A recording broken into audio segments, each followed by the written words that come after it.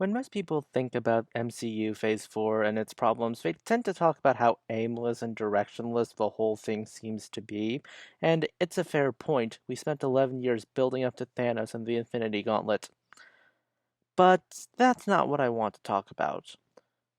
I want to talk instead about the other problem that all shared universes eventually have, mainly the continuity collapse. So, one of the oldest videos on this channel is criticizing how hard it is to get into Marvel and DC comics.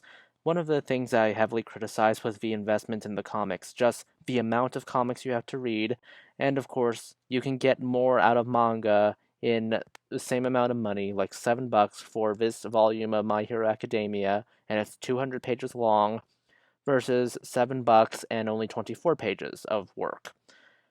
And of course, again, criticizing the need to read a bunch of tie-ins in order to get the main series instead of just the main series itself. This universe is an interconnected web of nonsense. Some of the nonsense is great, some of it not so much. Final Crisis. The Marvel Cinematic Universe can easily go down this same route. Your hobby can suddenly become a massive slog. This is just how many shows we have right now. I know She-Hulk hasn't officially aired yet, but still, if we assume that each show is 6 episodes long, 1 hour each, we would have 48 hours of content to get through. And this is just for Phase 4. For Phase 1 and 2, we had a dozen movies, and each of them roughly 2 hours in length. That would only peg us at around 24 hours of content. Yeah. As for the long term, there is the casual audience, the general fans, and the diehards.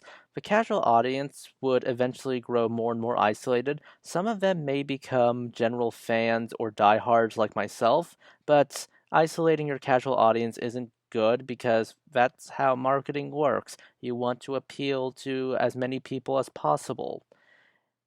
People watch these movies and shows for entertainment. It's not homework. If it feels too much like homework, they're less inclined to actually do it. That's not to say there's absolutely no reward in having to work for your entertainment. Video games are popular in that respect. But when you need to put a lot more work than the entertainment value you get out of it, it's simply easier to just up and up leave. Unlike a video game, you button mashing your enemies into oblivion isn't built into the experience of a comic book or film. So, this question comes up. Is the collapse inevitable? Well, I don't think so. We saw in the Marvel comics how more low key, by the standards of the Marvel universe at least, we were able to attract new audiences without bogging down people in continuity. Moon Girl and Devil Dinosaur, they sold well at scholastic book fairs meant for children. Honestly, the Marvel Cinematic Universe shouldn't be afraid to just branch out, do more parodies of themselves, don't rely so much on continuity and A-list characters to drag movies up.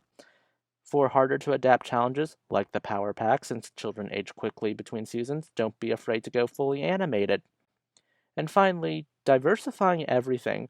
One of the big criticisms of the Marvel Cinematic Universe in general is how homogenous everything looks and feels. Marvel has published a lot, and thus we can break into other genres with a little tweaking here and there. And please, for the love of all that is good, don't try to top Endgame. Don't try to capture lightning in a bottle.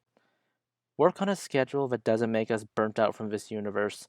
We are getting a ton of Marvel content, but even opinionated fans like me need a break. But that's just one opinionated fan's 2 cents. Let me know what else you think.